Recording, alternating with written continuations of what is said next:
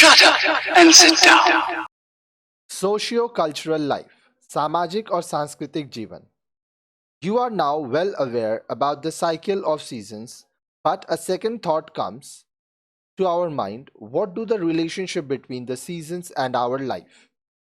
अब आप मौसम के चक्र के बारे में अच्छी तरह परिचित हो गए हैं, लेकिन एक दूसरा सवाल हमारे मन में आता है कि मौसम और हमारे जीवन के बीच क्या संबंध है?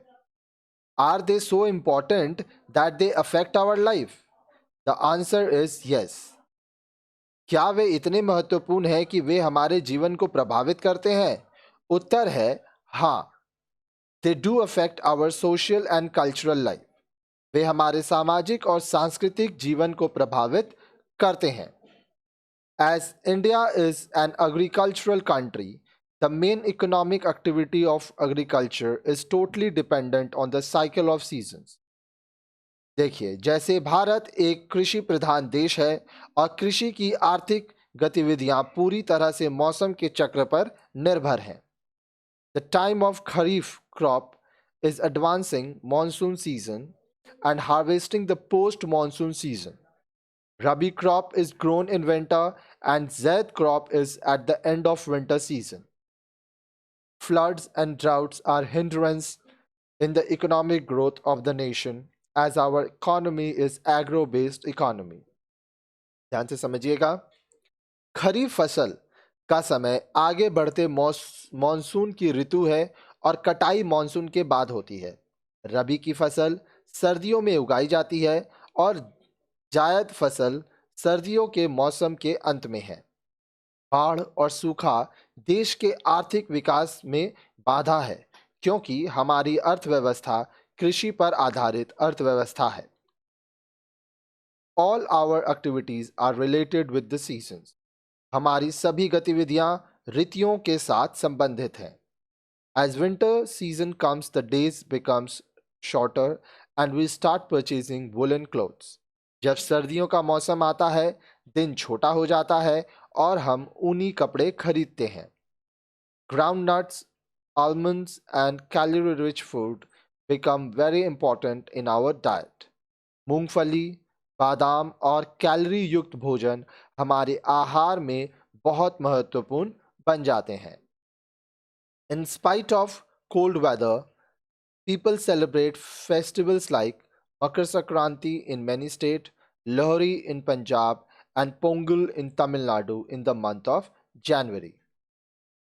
ठंड के मौसम के होते हुए भी लोग जनवरी के महीने में कई राज्यों में मकर संक्रांति, पंजाब में लोहरी और तमिलनाडु में पोंगल की तरह कई समारोहों का जश्न मनाते हैं. Basant Panchami is also celebrated in the month of February, in which people pray for good harvest.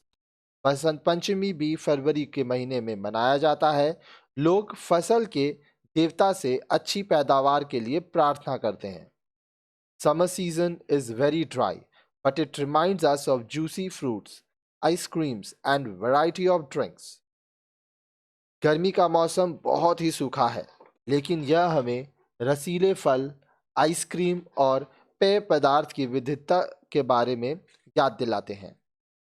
What are the fruits available in this season? इस मौसम में उपलब्ध फल कौन कौन से हैं? Holi and Baisakh are the main festivals of the season.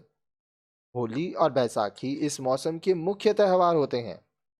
By the end of summer, farmers start preparing their fields so that they can welcome the rains. गर्मियों के अंत तक किसान अपने खेतों की तैयारी शुरू कर देते हैं ताकि वे बारिश का स्वागत कर सकें. This is the time when people of Kerala celebrate Onam, which coincide with their harvest season. Post-monsoon is the harvesting time. It is also a festival time of Dasera, Durga Puja and Diwali, which is celebrated all over India. अब देखिए, बोल रहा है गर्मियों के अंत तक किसान अपने खेतों की तैयारी शुरू कर देते हैं ताकि वे बारिश का स्वागत कर सकें. इस समय केरल में ओणम का जश्न मनाते हैं जो उनकी फसल की कटाई का समय होता है. मॉनसून के बाद का समय फसल कटाई का होता है. यह भी दशहरा, दुर्गा पूजा और दिवाली के त्योहार का समय है जो पूरे भारत में मनाया जाता है।